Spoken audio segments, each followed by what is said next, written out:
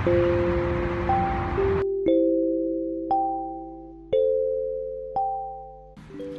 บรมราชกาญจนาภิเษกอนุสรณ์หรือวัดเล่งเน่ยี่สองจะสร้างขึ้นเพื่อเฉลิมพระเกียรติรัชกาลที่ 9 เนื่องในโอกาสงานฉลองสิริราชสมบัติครบ 50 ปีในพ.ศ. 2539 ภายในบริเวณวัดประกอบด้วยวิหารต่างๆ ที่มีรูปแบบสถาปัตยกรรมตามแนวปรัชญาและคติธรรมทางพระพุทธศาสนาจีนนิกายฝ่ายมหายาน ภายในวิหารเป็นที่ประดิษฐานพระพุทธเจ้า3 องค์ คือ องค์อดีต องค์ปัจจุบัน และองค์อนาคต ประดิษฐานเจ้าแม่กวนอิมที่แกะสลักจากไม้หอมต้นเดียว และองค์เทพสำคัญของลัทธิมหายาน